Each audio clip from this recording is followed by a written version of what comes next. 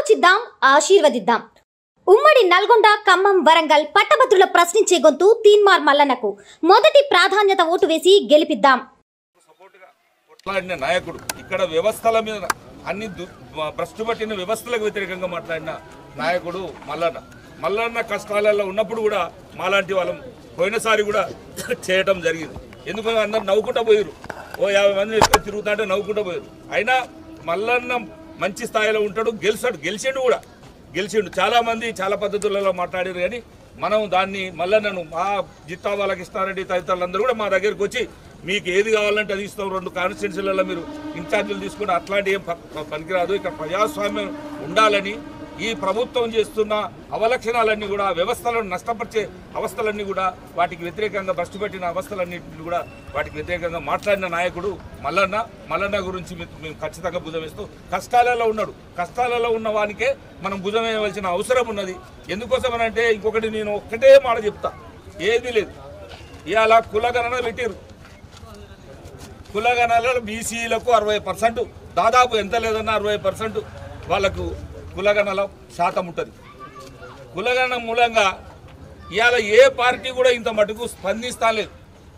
చట్టసభల్లో బీసీలకు రిజర్వేషన్స్ కావాలని చట్టసభల్లో కాంది. ఇప్పటికీ బీసీలు ఇంతమంది 60% ఉన్నా కూడా 3% స్థానం లేదు. మరి అలాంటి బీసీలకు స్థానం కావాలనుకుంటే ఇలాంటి వ్యక్తులే చట్టసభలకు పోవాల్సిన అవసరం ఉన్నది. మేము కూడా మాలాంటి వాళ్ళం మా టీడీపీలో కూడా చంద్రబాబును ప్రోత్సహిస్తాను. ఇవాళ మీలాంటి వాళ్ళు అడుగుపెట్టి ఖచ్చితంగా కొట్లాడితేనే చట్టసభల్లో వస్తుంది. మల్లన్న లాంటి వాళ్ళు వస్తేనే అందరికీ కూడా ఆ స్థానాలు దొరుకుతాయి. 60% పేదలకు, కష్టజీవులకు ముందుకు వచ్చిరనంటే ఇవాళ అధికారంలో భాగస్వామ్యం కలిగిందనంటే మంచి పద్ధతులలో ముందుకు పోయే అవకాశం ఉంటుంది. సామాజిక న్యాయము అప్పుడు వస్తుంది తప్ప ఇప్పుడు రాదు, వచ్చే పరిస్థితి లేదు. కాబట్టి అందరం కలిసి దానికి చట్టసభలలో రిజర్వేషన్ కావాలని, ప్రతి వాళ్లకు ఏ చిన్న హక్కును కూడా సాధించాలని, స్వేచ్ఛ, స్వాతంత్ర్యం, ప్రజాస్వామ్యం ఇవన్నీ కూడా ప్రజలందరికీ రావాలనే ఉద్దేశంతో మల్లన్న గారిని మనం చట్టసభలకు పంపుతున్నాం. అందరూ కూడా విస్మరించకుండా ప్రతి చిన్న వాళ్ళని కూడా మనం ఒక్కలమే కాదు, మనం ఎమ్మటున్న 50 మందిని కూడా తీసుకొచ్చి ఓటేపియాలి. ఇవాళ ఏమంటారు, ఎవరో పెద్దవాళ్ళని పట్టుకుంటే ఒక 1000 ఓట్లు వస్తాయా, 500 ఓట్లు వస్తాయా?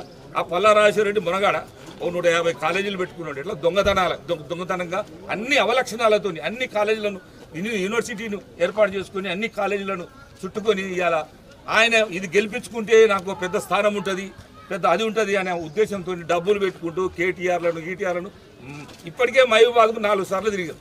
అందుకోసం మనము ప్రజలం ఉన్నాం. ప్రజాశక్తి గొప్పది, ప్రజలు అందులో గ్రాడ్యుయేట్స్. కాబట్టి ఈ గ్రాడ్యుయేట్స్ ఆలోచనతో మనం ఖచ్చితంగా మల్లన్నకు ఓటేసి ఖచ్చితంగా చట్టసభలకు పంపుతారని ఆశిస్తూ